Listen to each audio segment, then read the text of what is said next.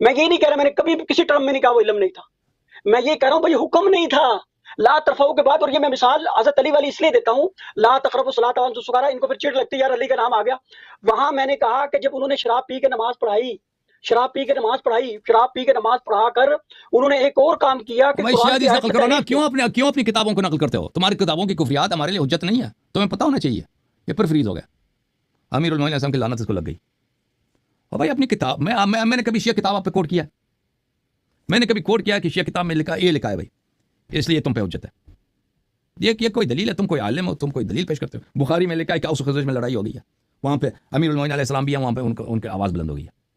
یہ کوئی شیعہ کتاب ہے؟ تمہارے کتاب میں تو یہ نبی صلی اللہ علیہ وسلم نے خودکشی کرنے کی کوشش کی ہے، یہ بخاری میں لکھا ہے. نبی صلی اللہ علیہ وسلم کو اپنی نبوت میں شک ہو گئی ہے، خودکشی کرنے کی کوشش ہوئی. نبوت میں شک کرنا کفر ہوتا ہے، آپ نے نبی صلی اللہ علیہ وسلم کو کافر بنا دیا. وہ تم پہ حجت ہے، ہم پہ حجت نہیں ہے. تمہاری کتاب میں کفریات بہت ہیں.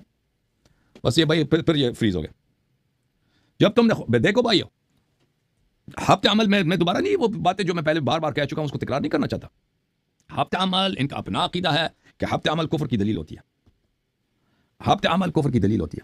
ملاحظہ فرمائیے اعوذ باللہ من الشیطان الرجیم، سورۃ المائدہ، ومن يكفر بالایمان فقد حبط عمله وهو في الاخرة من الخاسرين ويقول الذين آمنوا هؤلاء الذين اقسموا بالله جهد ايمانهم انهم لمعكم حبطت اعمالهم فاصبحوا خاسرين يا ايها الذين آمنوا من يرتد منكم عن دينه. یہاں پر بھی وہ منافق جو دل میں کافر ہیں، جو بلی ان کو جن کی ارتداد ہے ان کی عمل حبط ہو گئی ہے.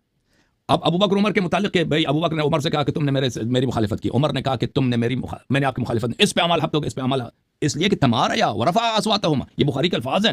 نبی صلی اللہ علیہ وسلم، یہ آپس میں گفتگو نہیں تھا، نبی صلی اللہ علیہ وسلم کے بارگاہ میں انہوں نے جھگڑا کیا، آپ آواز بلند کیا تو آیا نازل ہوئی ہے، آیا حبط اعمال نازل ہو گئی، تو ان کا عمل حبط ہو گیا نا.